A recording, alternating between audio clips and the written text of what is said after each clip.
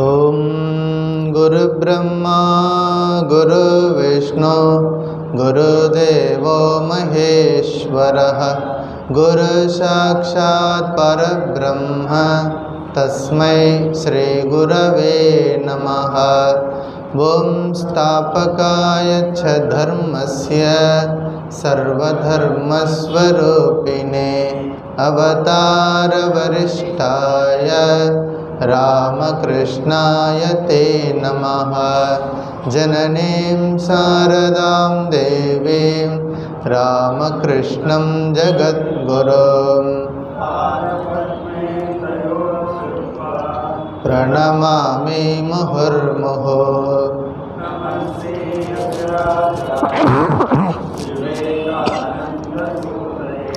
सच्चित्सुखस्वरूपाय स्वामिने तापहारिणे त्वमेव माता च पिता त्वमेव बन्धुश्च सखा त्वमेव विद्या द्रविणं त्वमेव सर्वं मम देव त्वमेव सर्वं मम देव। ओम नमो भगवते रामकृष्णाय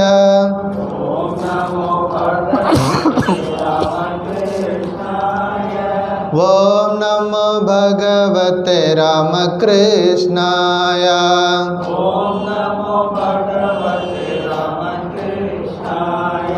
ओम नमो भगवते रामकृष्णाय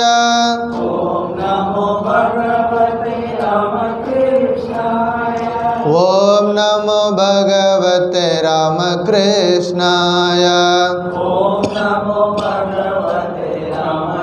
ओम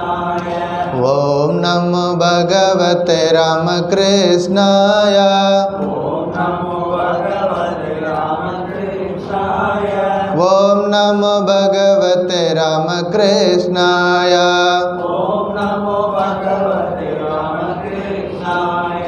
ओम नमो भगवते रामकृष्णाय ओम नमो भगवते रामकृष्णाय ओम नमो भगवते रामकृष्णाय ओम नमो भगवते रामकृष्णाय। जय रामकृष्ण। श्रीमद् भगवद गीता ध्यान श्लोकम एल्लारुम सेंदु चैन पण्णुवोम।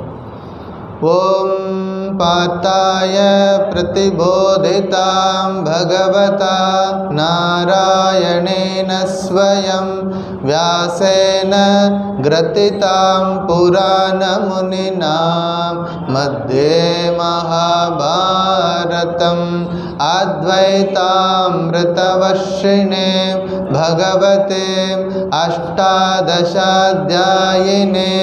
अम्ब त्वामनुसन्दधामि भगवद्गीते भवद्वेषिणे। नमोऽस्तुते व्यासविशालबुद्धे पुल्लारविन्दायतपत्रनेत्र येन त्वया भारततैलपूर्णः प्रज्वालितो ज्ञान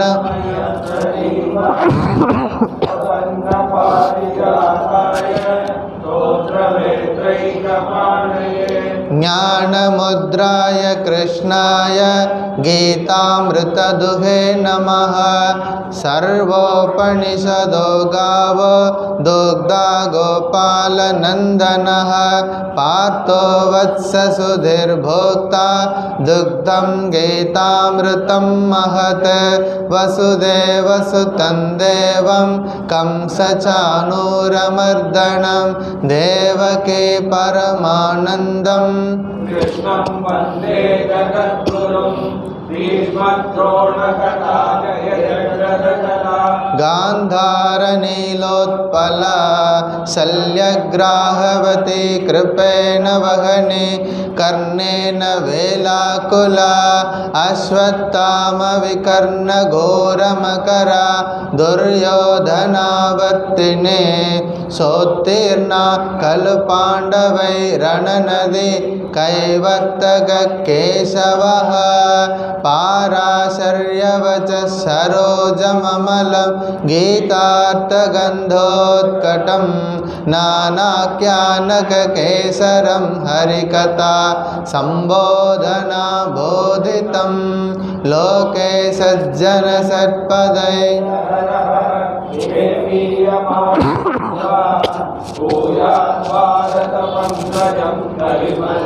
प्रध्वंसिन श्रेयसे मूकं करोति वाचालं पंगुं लंघयते गिरिं यत्कृपातमहं वन्दे परमानन्दमाधवं यं ब्रह्मा वरुणेन्द्ररुद्रमरुतः स्तुन्वन्ते दिव्यैस्तवैः वेदैः साङ्गपदक्रमोपनिषदै गायन्ति यं सामगाः ध्यानावस्थितगतेन मनसा पश्यन्ति यं योगिनो यस्यान्तं न विदुर्सुरासुरगणा देवाय तस्मै नमः। अध्यायं 18 chapter 18 shloka number from 1 to 50। ओम श्री परमात्मने नमः। अथ अष्टादशोऽध्यायः मोक्षसंन्यासयोगः। अर्जुन उवाच संन्यासस्य महाबाहो तत्त्वमिच्छामि वेदितुं त्यागस्य च ऋषिकेश पृथक् केशिनिषूदन। श्रीभगवानुवाच काम्यानां कर्मणां न्यासं संन्यासं कवयो विदुः सर्वकर्मफलत्यागं प्राहुस्त्यागं विचक्षणाः। त्याज्यं दोषवदित्येके कर्म प्राहुर्मनीषिणः यज्ञदानतपःकर्म न त्याज्यम् इति चापरे। निश्चयं शृणु मे त्यागे भरतसत्तम त्यागो पुरुषो व्याघ्र त्रिविध संप्रकीर्तितः यज्ञदानतपःकर्म न त्याज्यं कार्यमेव तत्। यज्ञोदानं तपश्चैव पावनानि मनीषिणाम् एतान्यपि तु कर्माणि संगं त्यक्त्वा फलानि च कर्तव्यानीति मे पार्थ निश्चितं मतमुत्तमं। नियतस्य तु संन्यासः कर्मणो नोपपद्यते मोहात् तस्य परित्यागः तामसः परिकीर्तितः। दुःखमित्येव यत्कर्म कायक्लेशभयात् त्यजेत् सकृत्वा राजसं त्यागम्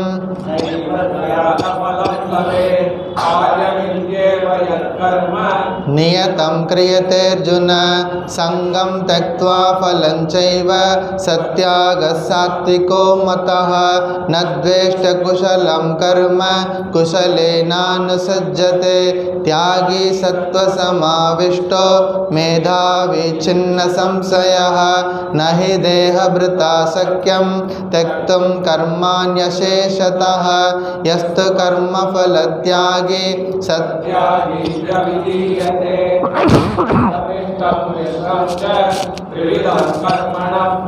भवत्यत्यागिनां प्रेत्य न तो सन्न्यासिनां क्वचित्। पञ्चैतानि महाबाहो कारणानि निबोध मे सांख्ये कृतान्ते प्रोक्तानि सिद्धये सर्वकर्मणाम्। अधिष्ठानं तथा कर्ता कारणं च पृथक्विदं विविधाश्च पृथक् चेष्टा दैव दैवं चैवात्र पञ्चमं शरीरवाङ्मनोभिर्यत् कर्म प्रारभते नरः न्यायं वा विपरीतं वा पञ्चैते तस्य हेतवः तत्रैवं सति कर्तारम् आत्मानं केवलं तु यः पश्यत् अकृतबुद्धित्वात् न स पश्यति दुर्मतिः यस्य नाहङ्कृतो भावो बुद्धिर्यस्य न लिप्यते हत्वापि स इमान् लोकान् न हन्ति न निबध्यते ज्ञानं ज्ञेयं परिज्ञाता त्रिविधा कर्म चोदनं कर्म कर्तेति त्रिविधः कर्म संग्रहः ज्ञानं कर्म च कर्ता च त्रिदैव गुणमेकतः रोचते गुणसंज्ञाने यथा श्रुतान्यपि सर्वभूतेषु येनैकं भावमव्ययमीक्षते अविभक्तं विभक्तेषु तज्ज्ञानं विद्धि सात्विकं पृथक्त्वेन तु यज्ञानं नानाभावान् पृथक्विदान् वेत्ति सर्वेषु भूतेषु तज्ज्ञानं विद्धि राजसम् यत्तु कृष्णवदे कस्मिन् कार्ये सर्वमहैतुकम् अर्थार्थनवदयमञ्च तत्तामसमुदाहृतं नियतं सङ्घरहितं अरागद्वेषतकृतं अफलप्रेप्सुना कर्म यत्तत् सात्विकमुच्यते यत्तु कामेप्सुना कर्म साहङ्कारेण वा पुनः क्रियते बहुलायासं तद्राजसमुदाहृतम् अनुबन्धं क्षयं हिंसात् अनपेक्ष च पौरुषं मोहादारभ्यते कर्म यत्तत्तामसमुच्यते मुक्तसङ्गो न हंवादि धृत्युत्साहसमन्वितः सिद्ध्यसिद्ध्यो निर्विकारः कर्ता सात्विक उच्यते रागी कर्मफलप्रेप्सुः लुब्धो हिंसात्मको शुचिः हर्षशोकान्वितः कर्ता राजसपरिकीर्तितः अयुक्तप्राकृतस्तब्धः विषादी दीर्घशूद्री च कर्ता तामस उच्यते बुद्धेर्भेदं धृतेश्चैव गुणतस्त्रिविधं शृणु प्रोच्यमाणमशेषेण पृथक्त्वेन धनञ्जय प्रवृत्तिं च निवृत्तिं च कार्याकार्ये भयाभये बन्धं मोक्षं च यावेति बुद्धे सापात यया धर्मम् अधर्मं च कार्यं च कार्यमेव च अयतावत् प्रजानाति बुद्धे सापात राजसे अधर्मं धर्ममिति या मन्यते तमसावृता सर्वात्तान् विपरीतांश्च बुद्धे सापात तामसे धृत्या यया धारयते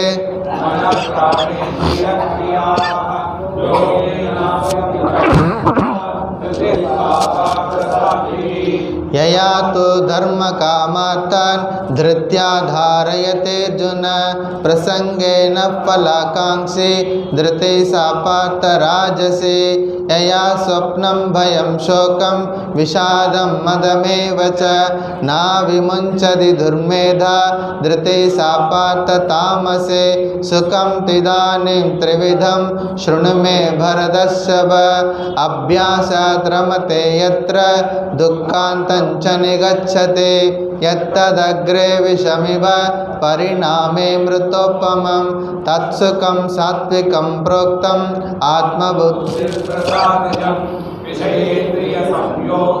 यत्तदग्रे मृतोपमं परिणामे विषमिव तत्सुखं राजसं स्मृतं यदग्रे चानुबन्धे च सुखं मोहनमात्मनः निद्रालस्य प्रमादोत्तं तत्तामसमुदाहृतं न तदस्ति पृथिव्यां वा दिवि देवेषु वा पुनः सत्वं प्रकृतिजैर्मुक्तं यदेभिः स्यात् त्रिभिः प्रभवैर्गुणैः ब्राह्मणक्षत्रियविशां शूद्राणां च परन्तप कर्माणि प्रविभक्तानि स्वभावप्रभवैर्गुणैः शमोदमस्तपःशौचं शान्तिरार्जवमेव च ज्ञानं विज्ञानमास्तिज्ञं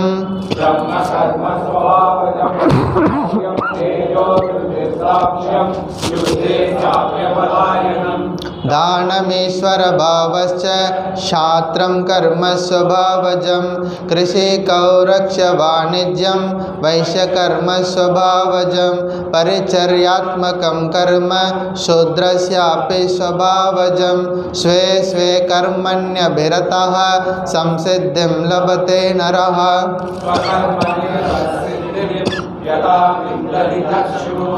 यतः प्रवृत्तिर्भूतानां येन सर्वमिदं ततं स्वकर्मणादमभ्यर्च्य सिद्धिं विन्दति मानवः श्रेयान् स्वधर्मो विगुणः परधर्मस्वनुष्ठितात् स्वभावनियतं कर्म कुर्वन्नाप्नोति किल्बिषं सहजं कर्म कौन्तेय सदोषमपि न त्यजेत् सर्वारम्भा हि दोषेण धूमेन अग्निरिवावृताः असक्तबुद्धिः सर्वत्र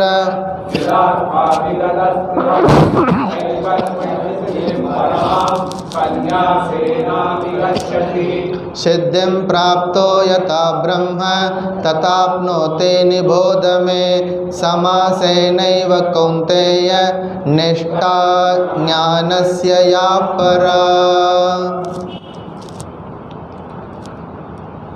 இன்றைக்கு ஸ்லோகா நம்பர் 51. புத்யா விசுத்தயா யுக்தः धृत्यात्मानं नियम्य च शब्दादीन् विषयान् त्यक्त्वा रागद्वेषौ व्युदस्य च बुद्ध्या विशुद्धया युक्तः धृत्यात्मानं नियम्य च शब्दादीन् विषयान् त्यक्त्वा रागद्वेषौ व्युदस्य च.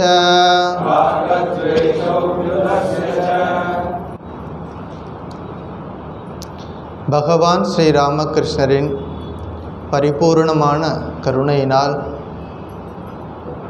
நமக்கு ஒரு வாய்ப்பு கிடைத்திருக்கிறது ஸ்ரீமத் பகவத்கீதையை படிக்கிறதுக்கு.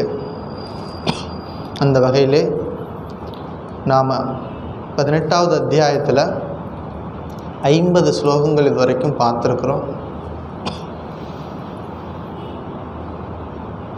பல்வேறு விளக்கங்கள் ஸ்ரீகிருஷ்ணரால் அர்ஜுனருக்கு கொடுக்கப்பட்டுள்ளது.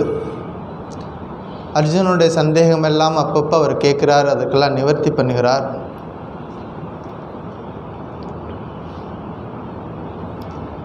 எது கர்மம், கர்மத்தை எப்படி செய்யணும், எப்படி யோகமாக செய்கிறது, எது சாத்விகமான கர்மம், எது ராஜசமானது, எது தாமசமானது, புத்தி, திருப்தி, சுகம், இது போன்ற பல்வேறு விஷயங்கள் நம்ம தொடர்ந்து அனலைஸ் பண்ணியிருக்கிறோம், படிச்சிருக்கிறோம். கடைசியாக வர்ணாசிரம தர்மங்களை பற்றி சொன்னார். கர்மயோகத்தினுடைய சாராம்சத்தை கடந்த வகுப்பில் கம்ப்ளீட் ஆச்சு. இந்த ஸ்லோகத்திலிருந்து ஸ்லோகா நம்பர் 53 வரைக்கும் ஞான யோகத்தின் சாராம்சம். ஞான யோகம் அப்படின்னா ஸ்ரவண மனன நிதித்தியாசன, கேட்டல், சிந்தித்தல், தெளிதல்.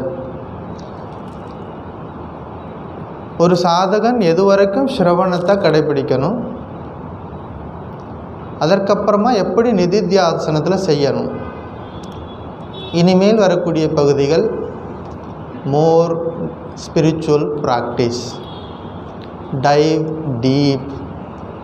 ஸ்ரீராமகிருஷ்ணர் அமுதமொழிகளில் டுப்பு டுப்பு டுப்பு சாகரே அமர்மோன், பெங்காலி வார்த்தை, ஆழ்ந்து மூழ்குக என் மனமே, ஆழ்ந்து மூழ்குக.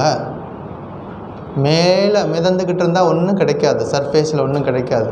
கோ டைவ் டீப். அப்படின்னா என்ன சுவாமி? நாங்கள் தான் ஒழுங்காக கீதா கிளாஸுக்கு வந்துட்டு தானே இருக்கிறோம், சாண்டிங்கெல்லாம் பண்ணுறோமே பகவத்கீதையை,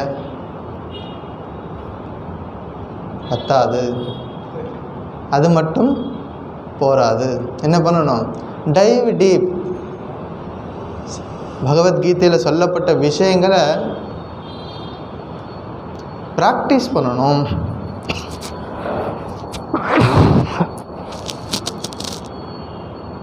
ஒரு இன்சிடென்ட் ஞாபகம் வருது. ராமகிருஷ்ண மடம் மிஷனின் முதல் தலைவர் ஸ்ரீமத் சுவாமி பிரம்மானந்தர். அவருக்கு சேவை பண்ணவர் சுவாமி நிர்வாணானந்தர்.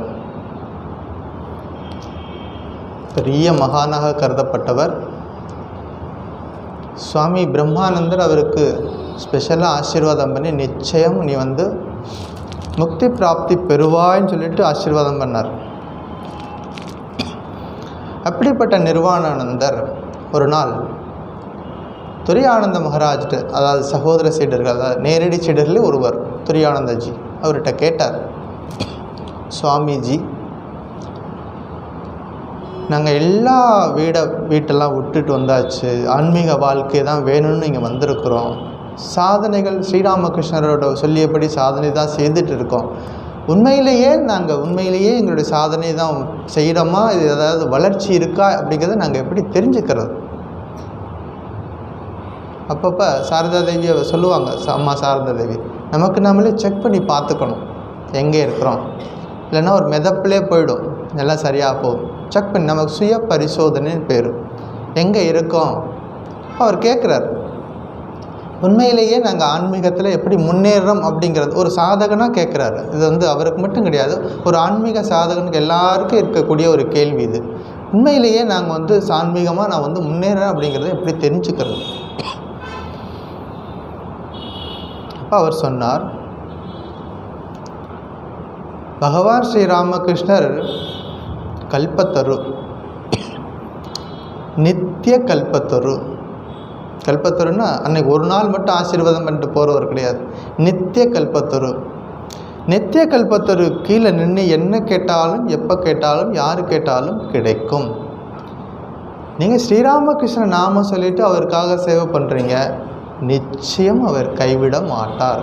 ஆனால் உனக்கு ரிசல்ட்டு முன்னாடியே கிடைக்கணும் அப்படின்னா அந்த மரத்தை குலுக்கணும். மரத்தில் பழம் இருக்குது, பழம் நிச்சயமாக மரத்துக்கு அடியில் உட்காந்துருந்தா பழம் விழுகு, நீ சாப்பிட்லாம் கண்டிப்பாக. உடனே பழம் வேணும் அப்படின்னா என்ன செய்யணும்? மரத்தை நீ அசைக்கணும். ஷேக் த ட்ரீ அப்படிங்கிற அவரோட வார்த்தை, ஷேக் த ட்ரீ அப்படின்னா ரியல் மீனிங் என்ன? Dive deep. ஷேக் த ட்ரீனா டைவ் டீப். யாரெல்லாம் ஆன்மீக சாதனையை தொடர்ந்து விடாமல் செய்கிறாங்களோ அப்போ அவர்கள் சீக்கிரமாக அந்த பிராப்தியை பெறுவார்கள். இல்லாட்டாலும் கிடைக்கும், ஆனால் என்ன பண்ணணும்? சாதனை செய்பவர்களுக்கு உறுதியாக விரைவில் அந்த பலன் கிடைக்கும். வீட்டில் அப்பா இருக்கார், குழந்தைங்க இருக்கிறாங்க. பொதுவாக அப்பா என்ன பண்ணுவார்? வயதானதுக்கப்புறம் அவரால் முடியாத காலத்தில் தான், கடைசி காலத்தில் தான் சொத்தெல்லாம் பிரித்து கொடுப்பார். ஆனால் சில பிள்ளைங்க முன்னாடியே கேட்பாங்க, எனக்கு சொத்தை பிரித்து கொடுன்னு அடம் பிடிச்சிட்டாங்கன்னா அப்பா என்ன பண்ணுவார்? உடனே லாயரை கூப்பிட்டு யாருக்கு என்ன வேணுமோ பிரித்து எடுத்துகிட்டு போங்கடா, தொந்தரவு அப்படின்னு விட்டுருவார். அது மாதிரி அந்த யாருக்கு அந்த தாகம், அந்த ஆன்மீக தாகம் இருக்கிறதோ அவர்கள் விரைவில் பெறுவார்கள். ஸோ இனிமேல் நம்ம படிக்கக்கூடிய பகுதி எல்லாமே டைவ் டீப், நிதித்தியாசனம் பகுதி. பார்ப்போம், ஸ்லோகத்தை பார்ப்போம். புத்தியா விசுத்தயா யுக்தः திருத்யாத்மானம் நியம்யச்ச சப்தாதீன் விஷயான் ஸ்தக்த்வா ராகத்வேஷோ வியுதஸ்யச்ச. இந்த 3 ஸ்லோகங்களை தொடர்ந்து ஒரு சேர படிக்கணும். ஏன்னா அதோட கண்டினியூவேஷன் அடுத்த ஸ்லோகத்தில் வரும். நமக்கு நேரம் பற்றாதனால ஒரு ஸ்லோகத்தை இன்றைக்கி படிப்போம், ஒரு ஸ்லோகத்தை அடுத்த வாரம் படிப்போம். ஆனால் முறைப்படி படிக்கிறது இந்த 3 ஸ்லோகங்களையும் ஒரு சேர தான் படிக்கணும். ஏன்னா அதோட கண்டினியூவேஷன் அடுத்த ஸ்லோகத்தில் இருக்குது. விஷுத்தயா புத்தியா யுக்தா, தூய புத்தியுடன் கூடியவன், திருத்யா உறுதியாக, ஆத்மானம் தன்னை, நியம்யச்ச தன்னை அடக்கி, சப்தாதீன் விஷயான் ஒலி முதலான விஷயங்களை, தெக்த்வா விட்டு, ராகத்வேஷோ விருப்பு வெறுப்புகளை, விதஸ்யச்ச நீக்கி. இதோட கண்டினியூவேஷன் அடுத்த ஸ்லோகத்தில் வரும்.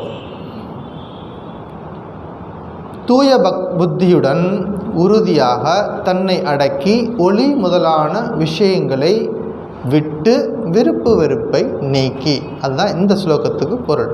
தூய புத்தியுடன் உறுதியாக தன்னை அடக்கி ஒளி முதலான விஷயங்களை விட்டு விருப்பு வெறுப்பை நீக்கி. பகவத்கீதையில் 700 ஸ்லோகங்கள் இருக்குது. ஞான யோகத்தை பற்றி நிறைய ஸ்லோகங்கள் இருக்குது. ஆனால் இந்த 3 ஸ்லோகங்கள் ரொம்ப முக்கியமான ஸ்லோகங்கள். 50, 51, 52, 53 சாராம்சம். ஞான யோகத்தை பற்றி ஸ்ரீகிருஷ்ணர் எங்கெல்லாம் என்னெல்லாம் சொல்லியிருக்காரோ அதனுடைய சாராம்சம் இந்த 3 ஸ்லோகத்தில் சொல்லியிருக்கார். 51, 52, 53. ஸோ ஸ்ரவணம், மனனம், நிதித்தியாசனம். நிதித்தியாசனம் ஒருத்தர் செய்கிறதுக்கு என்னென்ன தகுதிகள் வேணும் அதை பற்றி தான் சொல்லுது இந்த ஸ்லோகத்தில். ஒரு சாதகன் நிதித்தியாசன ப்ராக்டிஸுக்கு போகிறதுக்கு முன்னாடி அவர் என்ன தகுதி வேணும்? புத்தியா. இதெல்லாம் ஏற்கனவே 6வது சாப்டரில் சொன்ன விஷயங்கள் தான். 6வது சாப்டர்லேயே இந்த விஷயங்கள் ஏற்கனவே சொன்ன விஷயங்கள் தான். புத்தியா அறியாமை நீங்கிய புத்தி. நம்முடைய இந்து மதத்தில் ஒரு ப்ரேயர் இருக்குது. ஓம் அசதோமா சத்கமய தமசோமா ஜோதிர்கமய மிருத்யோர்மா அமிர்தங்கமய. என்ன மீனிங்கு?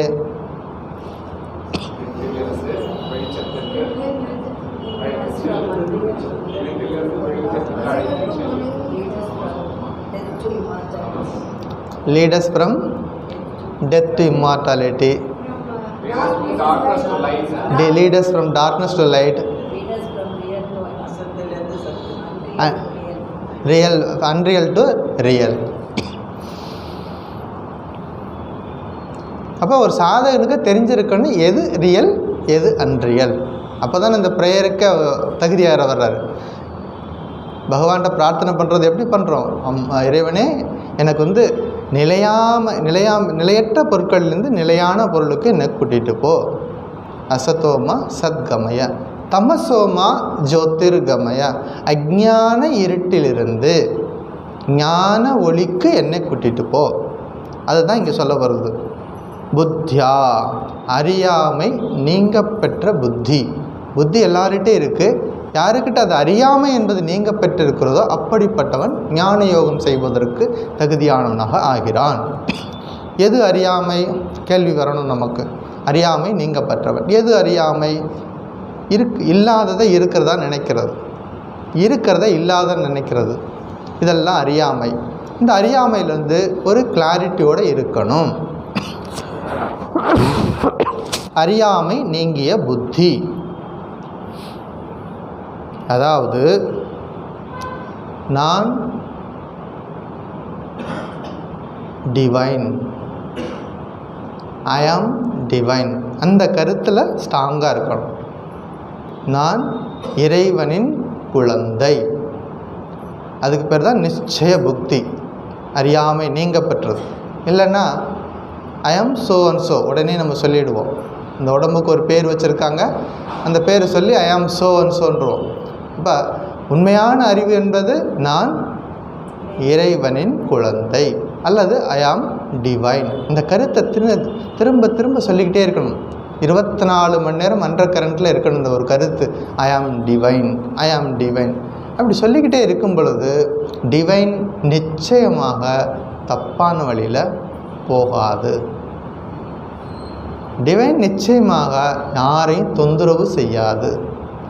டிவைன் நிச்சயமாக எந்த விதமான கெட்ட காரியத்திலையும் ஈடுபடாது. அப்போ பல்வேறு நேரங்களில் நமக்கு ஏன் குழப்பங்கள் வருது? நாம் அந்த உண்மையான இயல்பை மறந்து விடுகிறோம். உண்மையான இயல்பு டிவைன், அதை மறந்துட்டதுனால தான் பல நேரங்களில் நம்ம கஷ்டங்களுக்கு ஆளாக வேண்டிய சூழ்நிலை வருகிறது. அப்போ டிவைன் அப்படிங்கிறது ஞாபகம் வச்சுக்கணும். சங்கராச்சாரியார் இந்த வார்த்தைக்கு பொருள் சொல்லும் பொழுது, அத்தியசாய லக்ஷணையா விசுத்தயா மாயா ரஹித்தயா யுக்தா, எல்லாவற்றிலும் விடுபட்டவன், மாயா ரஹித்தக யுக்தக, அதாவது ஆத்மன் நான் இறைவனின் குழந்தை, அந்த டிவைன் அப்படிங்கிறது நிலையாக இருப்பது, அந்த புத்திக்கு பேர் தான் புத்தியா. என்ன பார்த்தோம்? விசுத்தயா புத்தியா யுக்தா, கலங்கம் இல்லாத புத்தி.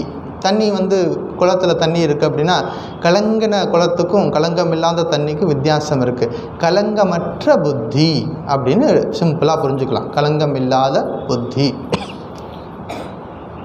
போன வாரம் பார்த்தோம் அத்புதானந்தர் மகாராஜுடைய லைஃப்பில் ரொம்ப எளிமையானது, சிம்பிள் ஃபெய்த்து. ஸ்ரீராமகிருஷ்ணன் சொல்லியிருக்கார், நீ லிக்கர் ஷாப்பு எங்கேயாவது இருந்துச்சுன்னா அந்த பக்கம்லாம் போகாதுன்னு சொன்னார்.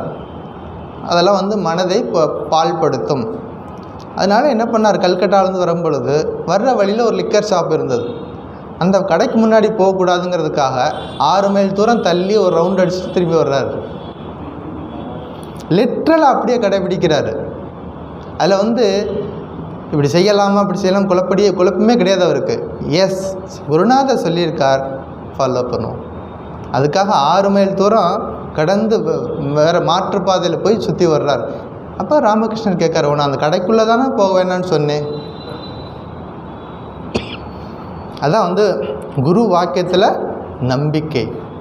அங்கே யோசிக்கிறதுக்கே இல்லை, குருநாதர் சொல்லியிருக்கார், அதை செய்தால் நிச்சயமாக நடக்கும். புத்தி, தெளிவான புத்தி.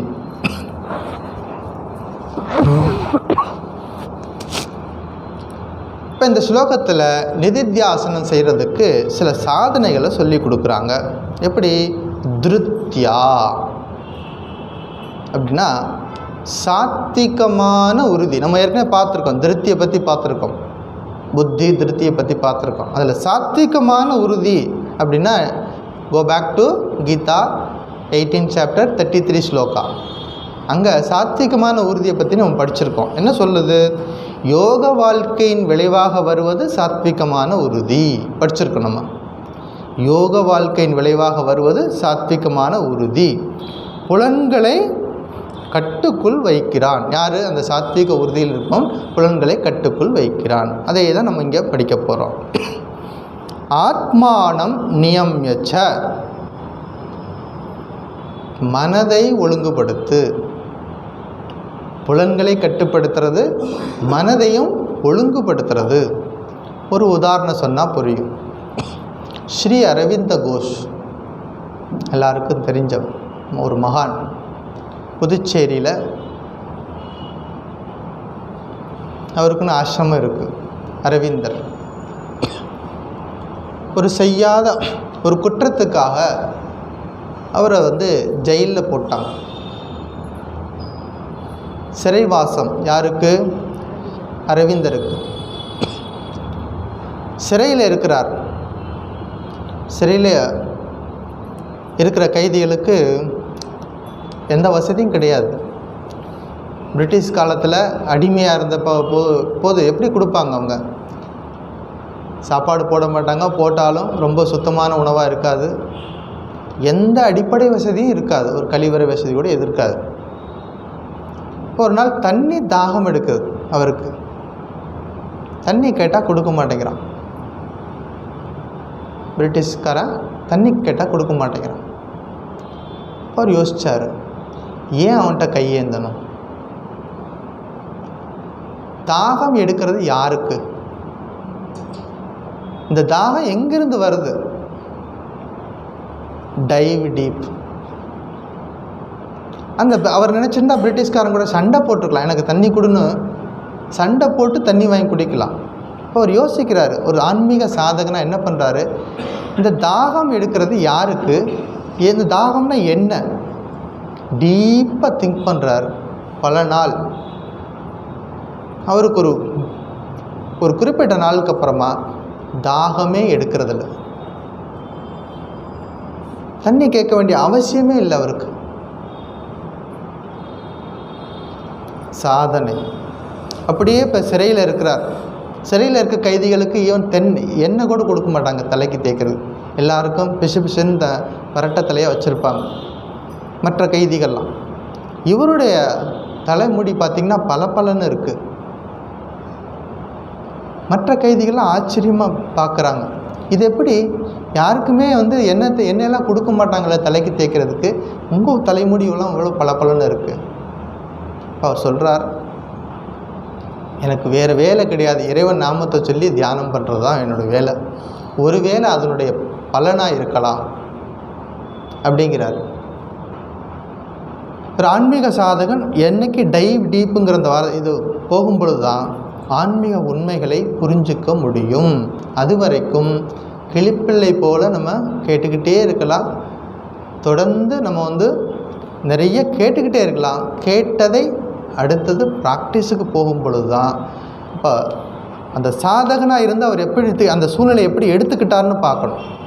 அவர் பிரிட்டிஷ்காரன் கூட சண்டை போடாமல் தன்னை வருத்திக்கிட்டு என்ன பண்ணுறாரு, அந்த ஆன்மீக சாதனையில் மூழ்குகிறார். இது அவர் லைஃப்பில் இருக்குது, படித்து பாருங்கள். புலன்களை கட்டுப்படுத்தி, அங்கே தான் வருது தாகம் அப்படிங்கிறது ஒரு புலன், தண்ணி தாகம். அதை யோசிக்கிறார், அதை பற்றி தியானம் பண்ணுறாரு. அப்போ ஒரு குறிப்பிட்ட நாள் கழிச்சதுக்கப்புறமா தாகமே எடுக்கலை. மகான்களுடைய லைஃப்பில் படித்து பாருங்கள், அவங்க என்ன சொல்கிறாங்களோ அதை ப்ராக்டிஸும் செய்திருப்பார்கள் அப்படிங்கிறது ஞாபகம் வச்சுக்கணும். ஸோ ஆத்மானம் நியம்யச்ச, மனதை ஒழுங்குபடுத்தி. அடுத்தது செகண்ட் லைன், சப்தாதீன் விஷயான் தெக்த்வா. சப்தம் முதலான விஷயங்களை விட்டு, சப்த ஸ்பர்ஷ ரூப ரச கந்த, இதான் 5 விஷயங்கள். இந்த 5லிருந்து விடுபட்டவனாக இருக்கணும். சப்தம் கேட்குறது, நல்ல ஒலி இருக்குது, கெட்ட ஒலி இருக்குது. நல்ல இனிமையான சுப்ரபாதம் கேட்குற நல்லா இருக்குது, ஆனந்தமாக இருக்குது. வேறு ஏதோ ஒரு பாட்டு கேட்டாலும் அதுவும் ஒரு ஒலி தான், ஆனால் மனசை பாதிக்குது. சப்தம். ஸ்பர்ஷம், நல்ல ஸ்பர்ஷம், கெட்ட ஸ்பர்ஷம். ரசம், டேஸ்ட்டு. ரூபம், விஷன், நல்ல பொருள்களையும் பார்க்குறோம், கெட்ட பொருள்களையும் பார்க்குறோம். கந்தம், நல்ல மனம், நறுமணம், துர்கந்தம். இப்படி எல்லாவற்றிலிருந்தும் விடுபட்டவனாக இருக்கணும். யார்? இந்த ஞான யோகம் சாதனை செய்யக்கூடிய அந்த சாதகன்.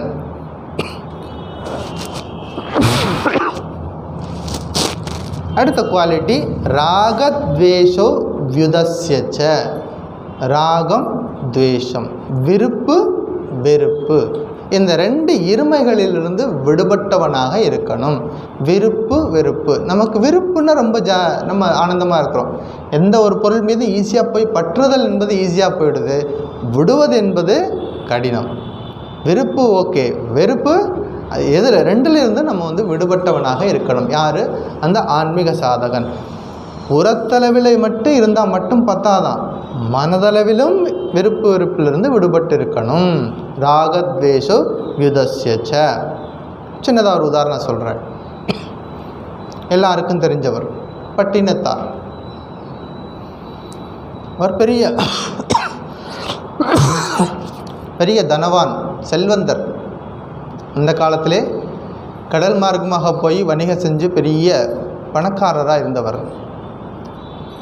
ஒரு பீரியடில் அவருக்கு என்ன ஆகுது, இது எல்லாமே குப்பைன்னு புரிஞ்சு போச்சு. சேர்த்து வச்சுருக்க செல்வமெல்லாம் குப்பை. இப்போ கடைசியாக என்ன சொல்கிறார், காதற்ற ஊசியும் வாராது கான் கடைவழிக்கே அப்படிங்கிற ஒரு பாடல் மூலமாக நமக்கு ஒரு பெரிய செய்தியை கொடுக்குறார். இதெல்லாம் நாம் சேர்த்து வச்சுருக்கக்கூடிய எந்த ஒரு பொருளும் உன் கடைசி காலத்தில் வராது, இறைவன் நாமம் மட்டும்தான் உனக்கு காப்பாற்றும் அப்படி சொல்லிவிட்டு வீட்டெல்லாம் விட்டுட்டு சன்னியாசியாக போகிறார். சன்னியாசியாக பல்வேறு இடங்களுக்கு போகிறார். உஜ்ஜைன் அப்படிங்கிற ஒரு பிரதேசம் இருக்குது, அங்கே போகிறார். அங்கே போய் ஒரு இடத்துல ஒரு கோயிலில் உட்காந்து தியானம் பண்ணிகிட்ருக்கார். ஒரு நாள் சில திருடர்கள் என்ன பண்ணுறாங்க, கோயிலுக்குள்ளே வந்து நகையெல்லாம் திருடிட்டு வெளியில் போகும்போது திடீர்னு யாரோ வந்துடுறாங்க. ஆள் வந்துட்டாங்களே அப்படின்னு சொல்லிட்டு கையில் வச்சிருந்த நகை அப்படி தூக்கி போட்டாங்க. தூக்கி போட்டால் அந்த நகை வந்து இவர் உட்காந்து தியானம் பண்ணிட்டு இருக்கார், இவர் கழுத்தில் விழுந்துருச்சு. யார்? பட்டினத்தார். இவர் கழுத்தில் அந்த நகை விழுந்துருச்சு. அவங்க ஓடி போயிட்டாங்க. அரசன் வந்து பார்க்குறான், என்கொயரி போடுறாங்க, யார் திருடுறான் அப்படி தேடி தேடி பார்க்குறாங்க. கடைசியாக பார்த்தா இவர் உட்காந்து தியானம் பண்ணிகிட்ருக்கார். இவர் கழுத்தில் நகையெல்லாம், கோயில் நகையெல்லாம் இவர் கழுத்தில் இருக்குது. இவர் தான் திருடியவர் அப்படின்னு என்ன பண்ணுறாரு, உடனே எதுவுமே ஆராய்ச்சி செய்யாமல் தீர விசாரிக்காமல் முடிவு சொல்லிடுறார். இவர் வந்து என்ன பண்ணுங்க,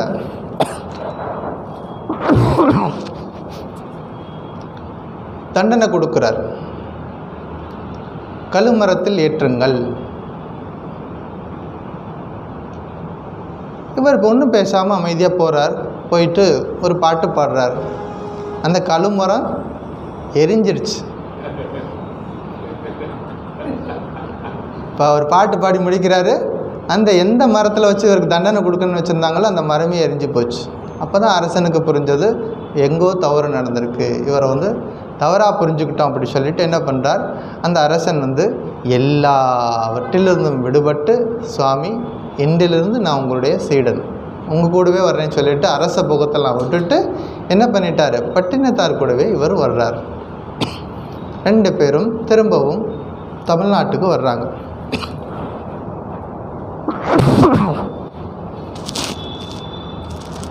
தமிழ்நாட்டுக்கு வந்து திருவிடைமருதூர்னு ஒரு ஊர், அங்கே ஒரு கோயில் இருக்குது. அந்த கோயிலில் கிழக்கு வாசலில் பட்டினத்தார் உட்காந்துருக்கார் குருநாதர். மேற்கு வாசலில் இந்த அரசன், யார் அந்த அரசனோ பின்னாடி அவர் வந்து சீடன் ஆகிட்டார், இந்த அரசன் உட்காந்துருக்கார். அவரும் குருநாதருக்கு பிக்ஷை எடுத்துன்னு சேவை பண்ணுவார். அங்கே உட்காந்து நாம் சொல்லிகிட்ருக்கார். அவர் கையில் ஒரு திருவோடு இருந்தது. தினசரி போவார், பிக்ஷை எடுத்துகிட்டு வருவார், சாப்பிடுவார். கொஞ்சம் மிச்சமானது ஏதாவது இருந்துச்சுன்னா அந்த நேரம் பார்த்து ஒரு நாய் வந்துச்சு அன்னைக்கு, அதுக்கு போட ஆரம்பித்தார்.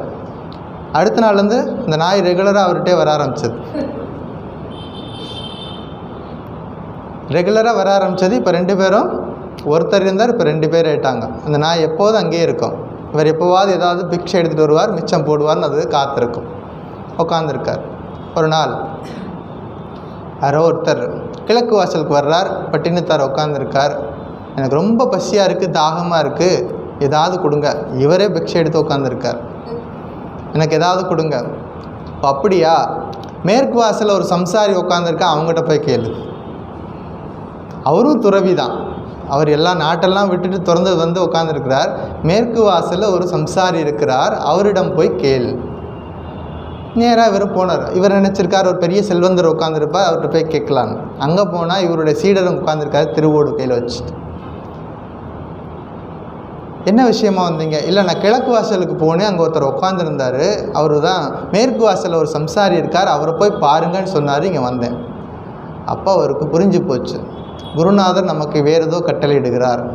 என்ன பண்ணுறாரு, எங்கிட்ட வச்சுருக்கு இந்த திருவோடும் இந்த நாய் பக்கத்தில் இருக்குது. இதை பார்த்துட்டு அவர் என்ன சொல்றார், இது ஒரு சம்சாரம், சாகரத்தில் வச்சிருக்காங்க. என்ன பண்ணார், அந்த திருவோட தூக்கி அந்த நாய் மேலே போட்டார். திருவோடு உடஞ்சி போச்சு, நாய் இறந்து போச்சு. சன்னியாசி அப்படின்னா கையில் தான் பிக்ஷை எடுத்து வாங்கி சாப்பிடணும். அந்த ஓடு வச்சுக்கிட்டா அதுவே பெரிய பந்தமா.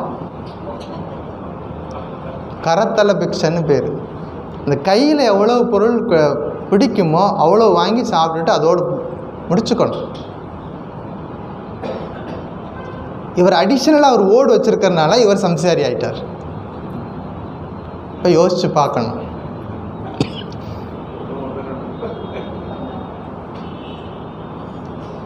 ராகத்வேஷோ வியுதஸ்யச்ச. ஒரு ஞான சாதகன் ஆன்மீக ஞான சாதனையில் ஈடுபடும் பொழுது இந்த குவாலிட்டியெல்லாம் நமக்கு வரணும். அட்லீஸ்ட்டு கேட்டு வச்சுக்குவோம். கேட்டு வச்சுக்கிட்டு யாரால் எவ்வளோ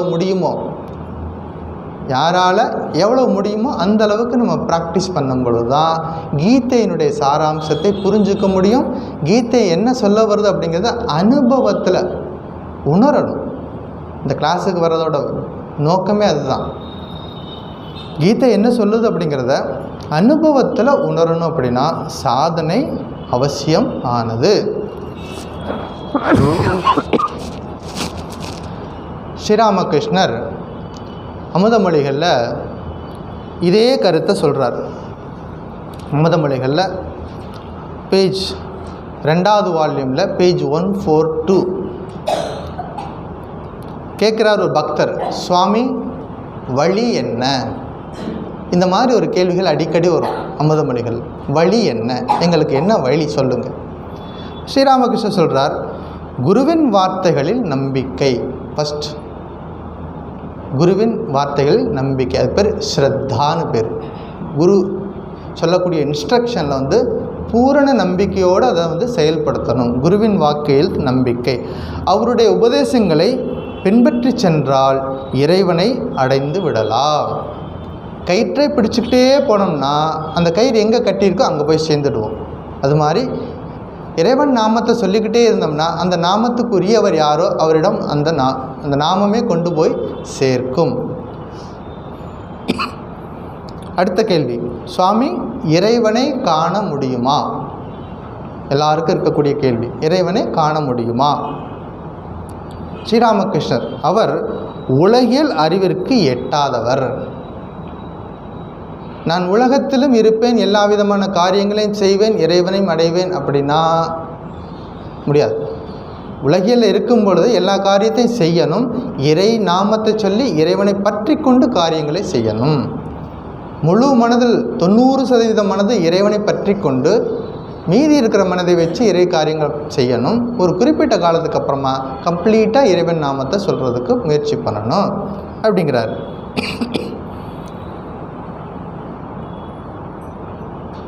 சாதனை பற்றி சொல்லும் பொழுது பாலில் வெண்ணெய் இருக்கிறது, பாலில் வெண்ணெய் இருக்குதுன்னு சொல்லிக்கிட்டே இருந்தோம்னா வெண்ணெய் கிடைக்குமா? பாலில் வெண்ணெய் இருக்குதுன்னு நமக்கு எல்லாருக்கும் தெரியும். வெண்ணெய் வேணும் அப்படின்னா பாலை காய வச்சு உர ஊற்றி வச்சு குறிப்பிட்ட நேரம் அது டிஸ்டர்ப் பண்ணாமல் இருக்கணும். அதிகாலை வேலையில் எழுந்து அதுக்குன்னு டைம் கொடுத்து அதை கடைஞ்சி எடுத்து வெண்ணெய் எடுக்கணும். இவ்வளோ ப்ராசஸ் இருக்குது. அதுபோல் நான் யார் அப்படின்னு நம்ம தெரிஞ்சுக்கணும். அப்படின்னா நமக்கு அதுக்கு ஒரு டைம் கொடுத்து என்ன பண்ணணும், நமக்கு நாமளே சுய பரிசோதனை செய்யணும்.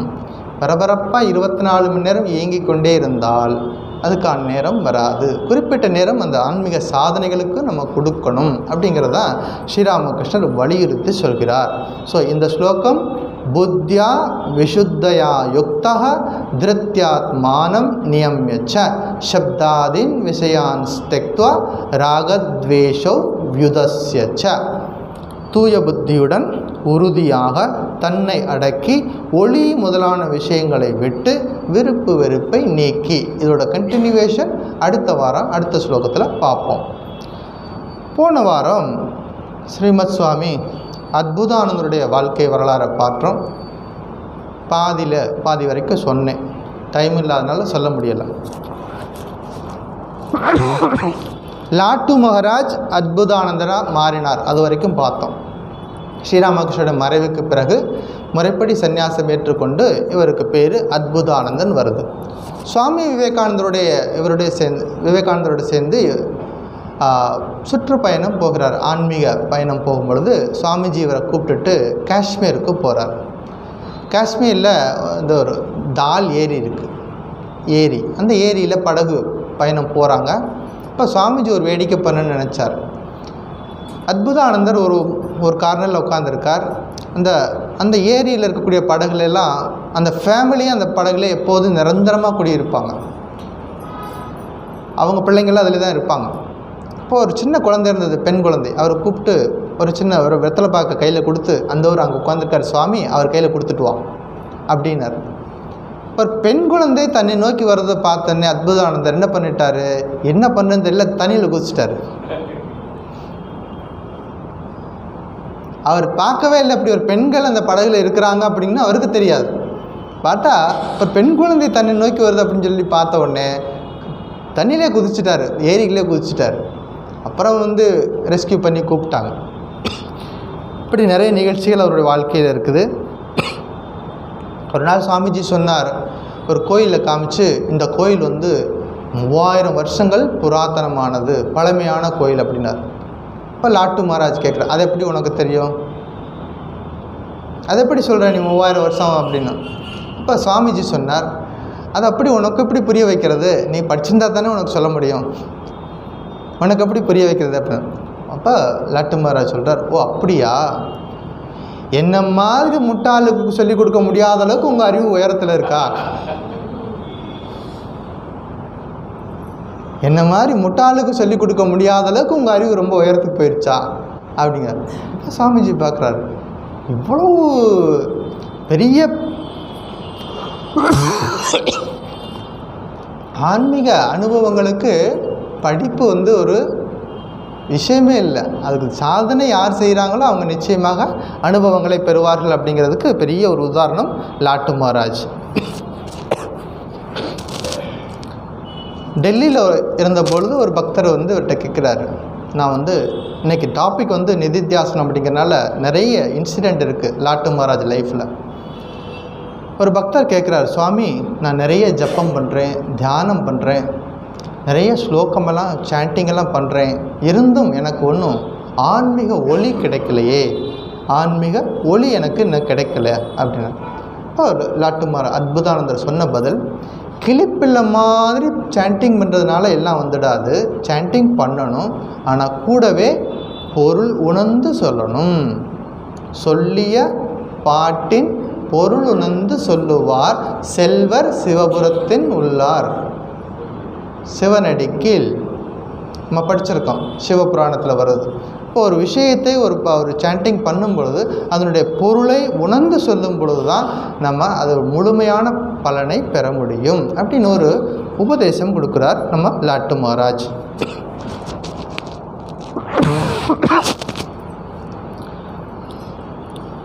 இவர் கல்கட்டாவில் ஒரு ப்ரெஸ் இருந்தது, அந்த ப்ரெஸ்ஸில் தான் தங்கிக்குவார். ரொம்ப எளிமையான சுவாமி. அப்போ நம்ம மடத்துக்கு நிரந்தரமான கட்டடம் கிடையாது. சில பேர் ஒரு வராகநகர் மடம் அப்படிங்கிறது ஒரு பெரிய பாலடைஞ்ச பங்களா, பேய்கள் இருக்கிறக்கூடிய இடம், அதில் கொஞ்சம் பேர் இருப்பாங்க. அப்போ இவர் கல்கட்டாவில் ஒரு பக்தர் ஒரு ப்ரெஸ் வச்சுருக்காரு, பிரிண்டிங் ப்ரெஸ். அந்த ப்ரெஸ்லேயே ஒரு மூலையில் தங்கிக்குவார். அப்போ மற்றவங்கெல்லாம் கேட்டாங்க, அந்த ப்ரெஸ்ஸில் ஏன் தங்குற, அங்கே இருக்கிறவங்கெல்லாம் குடிகாரங்க, அவங்க கூடலாம் இருக்கணுமா அப்படின்னு கேட்குறாரு. அப்போ அவர் சொன்னார், அவங்க நீ சொல்கிறதெல்லாம் கரெக்டு தான், குடிகாரங்க தான், ஆனால் அவங்க வஞ்சகர்கள் கிடையாது, யாரையும் ஏமாற்ற மாட்டாங்க. அதனால் அப்போ சாதகன் ஆன்மீக சாதகன் நான் எங்கே இருந்தாலும் என்னால் இருக்க முடியும் அப்படிங்கிறத உணர்த்துறார். எந்த இடத்துல இருந்தாலும் என்னால் இருக்க முடியும் அப்படிங்கிறத சொல்கிறார். சுவாமிஜி அமெரிக்காவுக்கு போயிட்டு வந்ததுக்கப்புறமா மடத்தில் நிறைய மாற்றங்களை கொண்டு வர்றார். டைமிங்க்கு எழுந்திருக்கணும், தியானம் பண்ணணும், இந்த நேரத்தில் இதை செய்யணும், ஒரு ரொட்டீனை போடுறார். இப்போ காலையில் 4 மணிக்கு எந்திரிக்கணும், எழுந்து என்ன பண்ணணும், ப்ரேயர் பண்ணணும், ஜப்பம் தியானம் பண்ணணும். ஒரு நாள் லாட்டு மகாராஜ்னால் எழுந்து டைமிங்கு போக முடியல. சுவாமிஜி சொல்லிட்டார், யாரெல்லாம் எழுந்து வரலையோ அவங்க அன்றைக்கி சாப்பாடு வெளியே தான், பிக்ஷைக்கு தான் போகணும் அப்படின்னு சொல்லிட்டார். உடனே லாட்டு மகாராஜ் என்ன பண்ணிட்டார், இன்றைக்கி நான் காலையில் எழுந்துக்கலை, நான் வெளியில் போகிறேன்னு சொல்லிட்டு பிக்ஷைக்கு போயிட்டார். இப்போ சாமிஜி ஓடி போய் கட்டி பிடிச்சிட்டார். அதை புதிதாக சேரக்கூடிய இளைஞர்களுக்கு ஒரு பயிற்சி கொடுக்கறதுக்காக போட்டிருக்கிறது, அதெல்லாம் உங்களுக்கு தேவையில்லை, நீங்கள் இங்கேயே இரு அப்படி சொல்லிட்டு அன்பாப் சொல்கிறார். ஒரு நாள் முக்கியமான பார்ட், இளைஞர்கள் பிரம்மச்சாரிகள் உட்காந்து கட்ட உபனிஷதம் படிச்சிட்ருக்குறாங்க. கட்ட உபனிஷதம், நச்சிகேதன் யமதர்மராஜா நம்ம ஏற்கனவே பார்த்துருக்கோம். அதில் ஒரு மந்திரம் இருக்குது, அங்குஷ்ட மாத்திர புருஷோந்தராத்மா, அங்குஷ்ட மாத்திர புருஷோந்தராத்மா சதா ஜனானாம் ஹிருதயே சந்நிவிஷ்டா. இது மந்திரம். ஒரு பண்டிதர் படித்து அந்த இளைய பிரம்மச்சாரிகளுக்கு கிளாஸ் எடுத்துகிட்ருக்கார். சுவாமி அத்புதானந்தர் ஓரமாக உட்காந்து இருக்கார். அவர் இந்த கிளாஸில் கலந்துக்கலை, ஓரமாக உட்காந்துருக்கார். பண்டிதர் எக்ஸ்பிளைன் பண்ணிகிட்ருக்கார் ஸ்டூடெண்ட்டுக்கு. அங்குஷ்ட மாத்திர புருஷோந்தராத்மா சதா ஜனானாம் ஹிருதயே சந்நிவிஷ்டா. அதாவது ஆத்மா இந்த உடம்புக்குள்ள கட்டை விரல் அளவுடைய இருக்குது, அது வந்து நம்முடைய இதயத்தில் இருக்குது. இதை நம்ம உணரணும், அதுக்கு பயிற்சியெல்லாம் செய்து அந்த ஆத்மாவை உணரணும் அப்படிங்கிறது மந்திரத்துடைய சிம்பிள் மீனிங். அந்த பண்டிதருக்கு இதுக்கு மேலே சொல்ல தெரியலை, ஏன்னா அவர் ப்ராக்டிஸ் பண்ணலை. அவர் படிச்சிருக்கிறார், ஸ்லோகம் படிச்சிருக்கிறார், ஸ்லோகத்துக்கு மீனிங் சொல்கிறார். இந்த டெக்ஸ்ட் புக்கில் என்ன போட்டிருக்கோ அதை மீனிங் சொல்கிறார். அதுக்கு மேலே எக்ஸ்பிளைன் பண்ணுறதுக்கு பண்டிதர்னால முடியாது. இந்த பிரம்மச்சாரிகளுக்கும் புரியலை, அது என்னது கட்டை விரல் அளவில் இருக்குது, அது எப்படி புரிஞ்சுக்கிறது அப்படின்னு கேட்டால் பதில் சொல்ல முடியலை. அப்போ அத்புதானந்தர் ஓரமாக உட்காந்து சொன்னார், ஆமாம் அது சரிதான் அப்படின்னார். அது சரிதான், சாஸ்திரத்தில் சொல்வது சரிதான். அப்போ அவங்க கேட்டாங்க, நீங்கள் பார்த்துருக்குறீங்களா? எஸ். இப்போ சொல்லுங்கள், யார் படித்தவர்?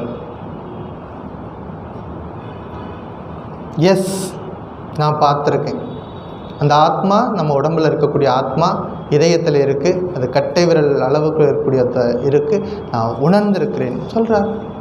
அப்போ பயிற்சி, நிதித்தியாசனா, கேட்குறது ஃபஸ்ட்டு கேட்கணும். இறைவனை பற்றி உயர்ந்த விஷயங்களை கேட்கணும். கேட்டதுக்கப்புறமா என்ன பண்ணணும்? பசுமாடு என்ன பண்ணுது? கிடைக்கும்போது புல்லெல்லாம் சாப்பிட்டுக்கும். சாப்பிட்டுட்டு ஓரமாக போய் உட்காந்து படுத்துட்டு என்ன பண்ணணும்? அசை போடும். திரும்ப திரும்ப அதை அசை போடணும். அசை போடணும். உயர்ந்த கருத்துக்கள் எப்போதும் மனசுக்குள்ளே இருந்துக்கிட்டே இருக்கணும். நம்ம மனசில் உயர்ந்த கருத்துக்கள் எப்போதும் வந்துக்கிட்டே இருக்கணும். உயர்ந்த சிந்தனைகள் வந்துக்கிட்டே இருக்கணும். அப்போ தான் ஒரு நாளைக்கு புரியும். அப்போ நூலறிவு என்பது வேறு, ஆன்மீக அனுபவம் என்பது வேறு. நூலறிவு தேவை, ஆனால் நூலறிவு கடைசி வரைக்கும் நூலறிவு வச்சுக்கிட்டு இருக்க முடியாது. ஒரு குறிப்பிட்ட காலத்துக்கு அப்புறமா அனுபவமாக மாற வேண்டும். அதைத்தான் ஸ்ரீகிருஷ்ணர் இங்கே அர்ஜுனன் மூலமாக நமக்கு சொல்லிக் கொடுக்குறார். ஒரு பீரியடுக்கு அப்புறமா நம்ம சாதனைகளில் ஆழ்ந்து மூழ்கு. சுவாமிஜியோட மறைவுக்கு பிறகு பல்வேறு இடங்களில் இவர் தீர்த்த யாத்திரை போகிறார். ஒரு இடத்துல இருக்கும் பொழுது ஒரு பக்தர் கேட்குறார், சுவாமி, மனதில் தவறான எண்ணங்கள்லாம் வருது. மனதில் எப்போதும் நல்ல எண்ணங்கள் வரும், கெட்ட எண்ணங்கள் வரும். தவறான எண்ணங்கள் வரும்பொழுது நான் என்ன செய்கிறது? அப்போ அத்புதானந்த மகாராஜ் சிம்பிளாக சொன்ன ஒரு உபதேசம், ஸ்ரீராமகிருஷ்ணனுடைய புகைப்படத்தை பக்கெட்டில் வச்சுக்கோ. அல்லது ஸ்ரீராமகிருஷ்ணர்னு அவர் சொல்கிறார், நமக்கு பிடிச்ச தெய்வத்தின் படத்தையும் வச்சுக்கலாம். புகைப்படத்தை பாக்கெட்டில் வச்சுக்கோ. உனக்கு எப்பெல்லாம் தவறான சிந்தனைகள் வருதோ புகைப்படத்தை எடுத்து பாரு. அதன் மூலமாக அவர் பேசுவார். அவர்கிட்ட பேசு, அந்த இறைவன்கிட்ட பேசு, உனக்கு பிடிச்ச அந்த கடவுள்கிட்ட பேசு, நிச்சயமாக உனக்கு வழிகாட்டுவார்கள். சிம்பிள் உபதேசம். இன்னொரு பக்தர் ஒரு தவறு செஞ்சிட்டார். தவறு செஞ்சதுக்கப்புறமா அவருக்கு அந்த குற்ற உணர்வு அவர்கிட்டவே இருக்குது. அதை ஏன் செஞ்சோன்னு ஒரு குற்ற உணர்வு இருந்துகிட்டே இருக்குது. அதுலேருந்து நான் எப்படி விடுபடுவது அப்படின்னு கேட்குறார். அப்போ அத்புதானந்த சொல்கிறார், தவறு செய்கிறது மனிதனுடைய இயல்பு. மனிதன் தவறு செய்வது இயல்பு. ஆனால் நம்முடைய உள்ளுணர்வு ஒரு செயலை செய்கிறதுக்கு முன்னாடி இது செய்யாதுன்னு எல்லாருக்கும் சொல்லும். அந்த உள்ளுணர்வு சொல்லக்கூடியதை நம்ம லிசன் பண்ணணும், கேட்டுக்கணும். சில பேர் அதை மீறி போய் என்ன பண்ணுறோம், அந்த தவறை செய்கிறோம். அந்த உள்ளுணர்வு சொல்லும்போது அப்போவே நம்ம என்ன பண்ணிடணும், அங்கேயே அதை ஸ்டாப் பண்ண பழகிக்கணும். அது சாதனையில் இருக்கிற பொழுது தான் அது இப்போ நம்ம அந்த ஸ்டாப் பண்ணணும் அப்படிங்கிற நமக்கு என்ன வரும். அப்போ உள்ளுணர்வு சொல்வதை கேளு. ஒருவேளை அந்த மாதிரி செய்துட்டாலும் அதையே திரும்ப திரும்ப நினச்சிக்கிட்டு இருக்காமல் ஆன்மீக சாதனைகள் ஆழ்ந்து மூழ்கு. அப்படி போகும் பொழுது மனதை உயர்ந்த நிலையில் வச்சுக்கிற போது இந்த மாதிரி சின்ன சின்ன விஷயங்கள் உன்னை பாதிக்காது அப்படிங்கிறார். ஒரு சமயம் மேலை நாட்டு பக்தர்கள், சுவாமிஜி கூட வந்த பக்தர்கள் சில பேர் அத்புதானந்தட்ட வந்து கேட்குறாங்க, சுவாமி நிறைய காரியங்கள் செய்யணும், நிறைய சேவை பணியெல்லாம் செய்யணும் அப்படின்னு சொல்கிறாங்க. அப்போ அத்புதானந்தர் சொல்கிறார், நிறைய சேவை பணியெல்லாம் செய்யணும், அதுக்கும் மேலாக நிறைய சாதனைகள் செய்யணும், ஆன்மீக சாதனைகள் செய்யணும். செய்ததுக்கு அப்புறமா சேவை பண்ணி செய்தால் நல்லாயிருக்கும். சுயநலம் இல்லாமல் பிறருக்கு நன்மை செய்யும் பொழுது மட்டும்தான் அந்த நமக்கு செய்யக்கூடிய காரியங்கள் நல்ல விதத்தை பலனை கொடுக்கும். இல்லைன்னா ஈகோ வந்துடும், நான் செய்கிறேன் அப்படிங்கிற ஒரு ஈகோ வந்துடும். இப்போ சாதனை செய்பவர்களுக்கு அந்த ஈகோ வராது.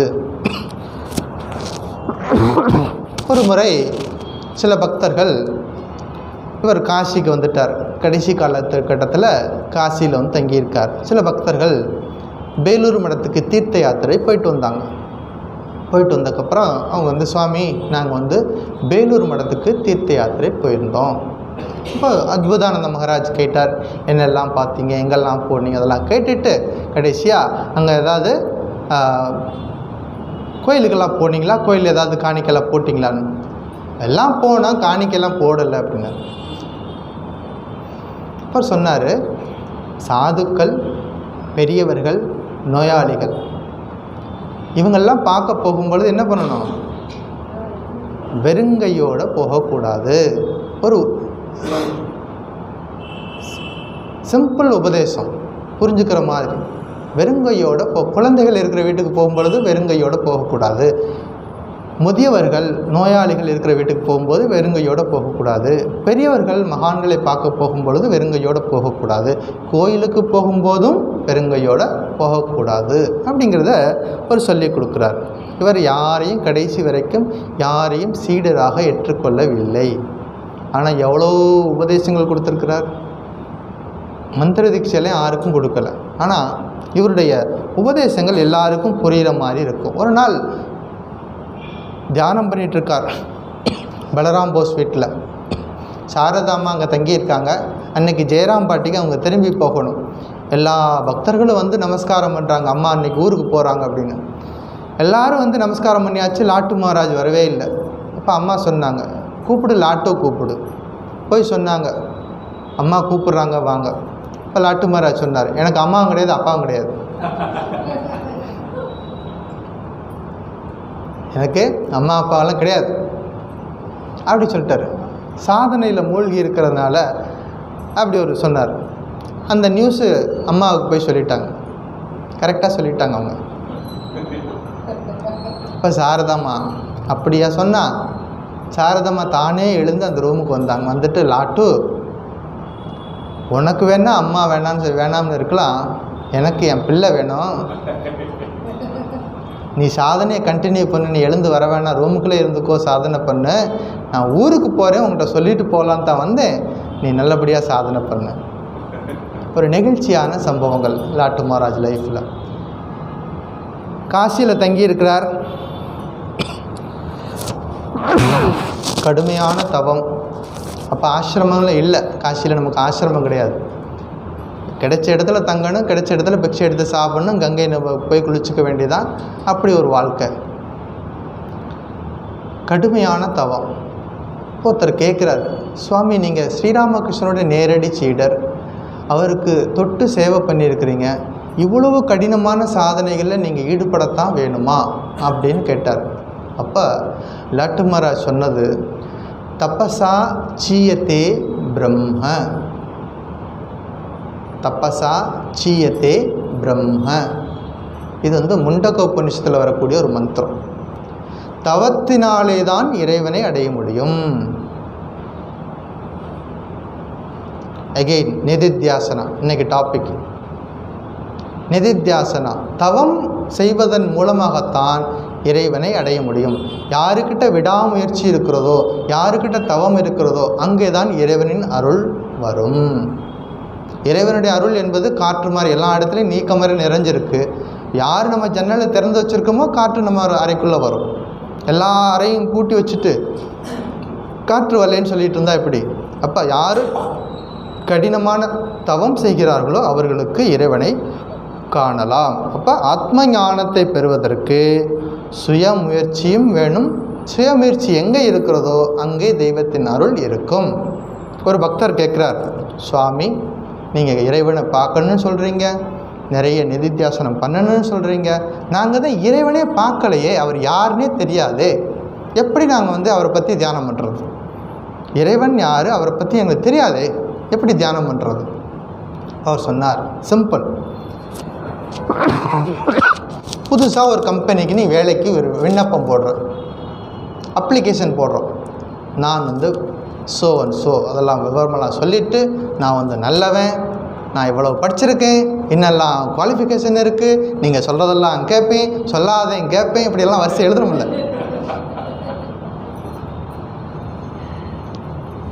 அந்த ஓனருக்கு நம்ம என்ன எவ்வளோ உறுதிமொழி கொடுக்குறோம், அந்த அப்ளிகேஷன்லேயே சொல்லிடுறோம், இதெல்லாம் செய்வேன் இதெல்லாம் செய்வேன்னு வரிசை அவ்வளோ இல்லை வரிசை எழுதுறோம்ல. அவர் யாருன்னே தெரியாமல் எல்லாத்தையும் எழுதுறோம்ல, நம்பிக்கையோடு தானே. அது மாதிரி இறைவன் இருக்கிறாங்கிற நம்பிக்கையோடு பிரார்த்தனை பண்ணணும். இறைவன் இருக்கிறார், என்னுடைய பிரார்த்தனையை கேட்குறார் அப்படிங்கிற பூரணமான நம்பிக்கையோடு பிரார்த்தனை பண்ணால் நிச்சயமாக அந்த பிரார்த்தனை அங்கே சென்று சேரும் அப்படின்னு ஒரு உயர்ந்த விஷயத்தை சொல்கிறார். பகவான்கிட்ட பிரார்த்தனை பண்ணும்போது, இறைவா நான் உன்னை எப்போதும் மறக்காமல் இருக்கணும். எப்படி கேட்டுக்கிறார் பாருங்க, சிம்பிள். உன்னை நான் எப்போதும் மறக்காமல் இருக்கணும், நான் உன்னை எப்போதும் சரணடைஞ்ச வாழ்க்கையாக என்னுடைய வாழ்க்கை இருக்கணும், எனக்கு எல்லாமே நீ தான், நான் உன்னை பார்த்ததில்லை, உன் பேரை மட்டும்தான் சொல்லிக்கிட்டு இருக்கேன், எனக்கு உன்னை நீ காட்டு. அர்ஜுனனுக்கு பிரார்த்தனை பண்ணி கேட்டுக்கிட்டான், அப்புறம் தான் விஸ்வரூப தரிசனம் கிடைச்சது. அப்படி ஒரு எளிய மனதோடு பிரார்த்தனை பண்ணால் இறைவனின் காட்சி திருக்காட்சி கிடைக்கும். ஸோ நிதித்தியாசன டாபிக் ஆரம்பிச்சிருக்கிறோம். இப்போது வீட்டுக்கு போனதுக்கப்புறம் என்ன பண்ணணும், பகவத்கீதை ஸ்லோகத்தை திரும்ப திரும்ப யோசிக்கணும். யோசிச்சா நிறைய விஷயங்கள் நமக்கு புரிய வரும். ஓம் சாந்தி சாந்தி சாந்தி. ஹரி ஓம் தத்சத். ஸ்ரீராமகிருஷ்ணார்ப்பணமஸ்து.